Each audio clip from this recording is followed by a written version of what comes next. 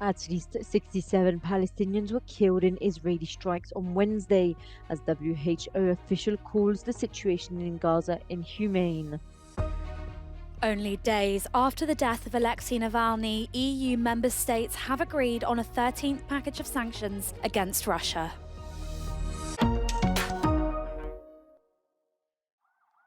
Israel continues to pound the Gaza Strip, killing at least 67 Palestinians during strikes on Wednesday, according to the Hamas-run health ministry, including in areas where civilians have been told to seek refuge. The head of the World Health Organization called the health and humanitarian situation in Gaza inhumane and worsening. More than 29,000 people are dead. Many more are missing, presumed dead, and many, many more are injured. Severe malnutrition has shot up dramatically since the war started, from under 1% to more than 15% in some areas. While international calls for a ceasefire increase and governments mull over how to secure long-term peace, the Israeli government has voted to back Prime Minister Benjamin Netanyahu's opposition to a Palestinian state. The people of Israel and their elected representatives are united today as never before. The Knesset voted overwhelmingly to oppose any attempt to unilaterally impose a Palestinian state on Israel. Peace can only be achieved after we achieve total victory over Hamas. For the Prime Minister, an invasion of Rafah, where more than half of the territory's 2.3 million people have sought refuge, is necessary to achieve victory. But Washington and other allies continue to warn Israel that if its military doesn't properly account for the safety of Palestinian refugees, a Rafah invasion would be a disaster. Only days after the death of Alexei Navalny, EU member states have agreed on a 13th package of sanctions against Russia, including companies from Turkey, North Korea and China accused of providing Russia with advanced technology and military goods manufactured in the EU. We must keep degrading Putin's war machine, says the European Commission President Ursula von der Leyen. For Brando Benifei, a socialist member of the European Parliament, sending a political message to Russia is the key. From an economic point of view, we know that this is important to focus also on the connections that Russia has with companies around the world, and we also have targeted Chinese companies for that. But that's, in my view, a secondary aspect compared to the political message that, especially in this moment when Navalny was killed under the conditions we know, we give a clear message that we are not stepping back.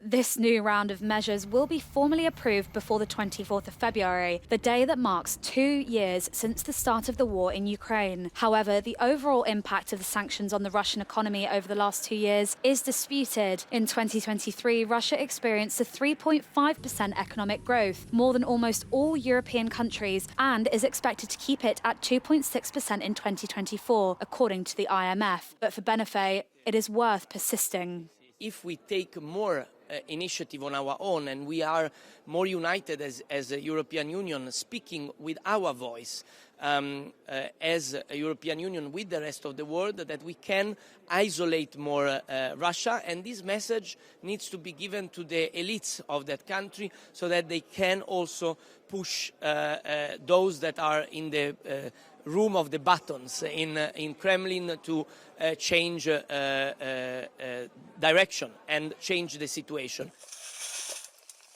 In this round of sanctions, nearly 200 people and entities have been added to the blacklist, which now reads more than 2,000 names. Alexei Navalny's mother has filed a lawsuit in the Arctic city of Salakard, contesting officials' refusal to release her son's body. A closed-door hearing has been scheduled for the 4th of March. "Let me finally see my son," she pleaded to Vladimir Putin. За моей спиной находится колония К-3 «Полярный волк», где 16 февраля погиб мой сын Алексей Навальный. The UK sanctioned 6 officials from the Arctic penal colony where Navalny died, accusing them of subjecting him to brutal treatment in the final months of his life. There will be a travel ban and assets will be frozen. Prime Minister Rishi Sunak had this to say in the House of Commons.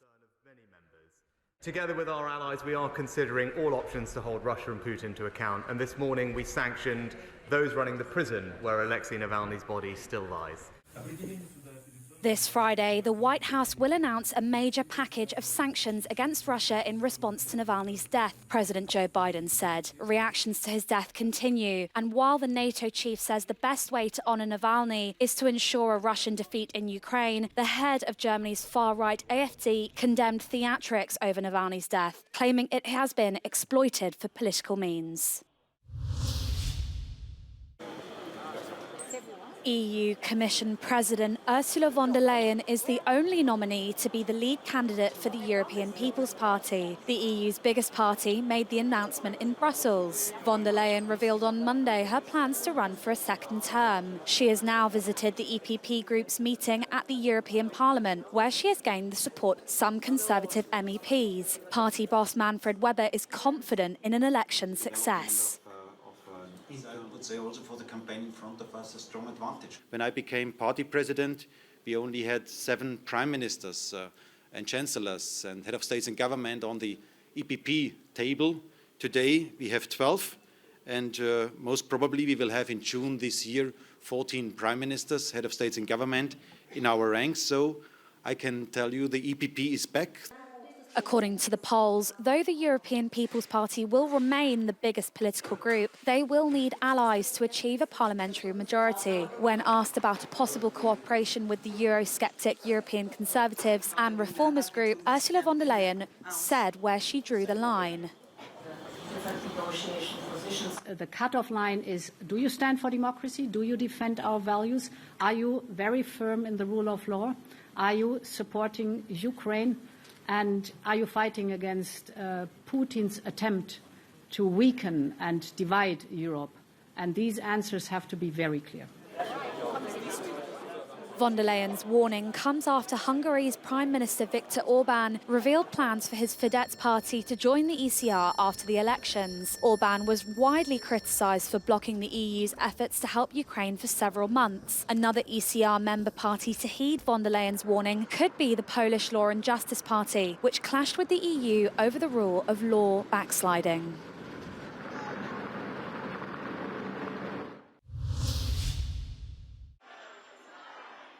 Julian Assange's spying activities put innocent lives at risk. That's what U.S. lawyers said on the second day of his extradition hearing in London. The American government wants the WikiLeaks founder to face 17 spying charges on its soil over his website's publication of classified U.S. documents almost 15 years ago. The appeal proceedings are Assange's last-ditch attempt to avoid being handed over to the U.S. Assange claims his publication of classified material was not illegal and was in the public interest.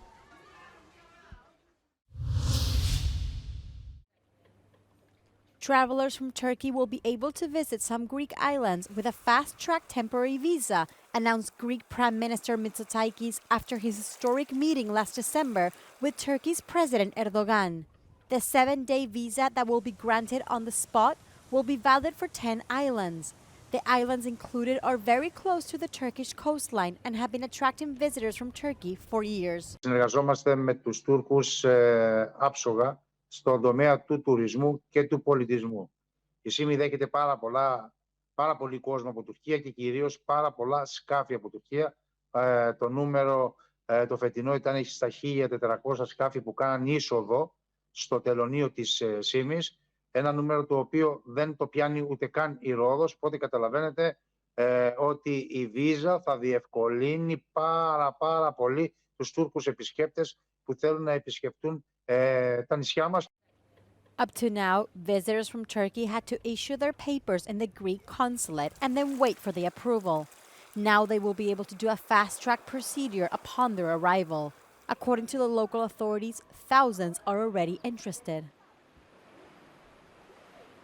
Θα πολλαπλασιαστεί ο αριθμός των επισκεπτών από την Τουρκία.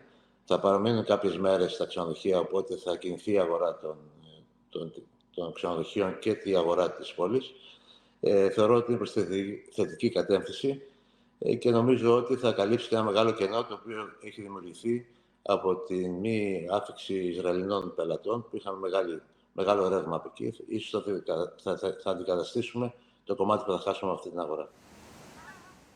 Locals are pushing for the visa to be implemented as soon as possible to receive people from Turkey this summer.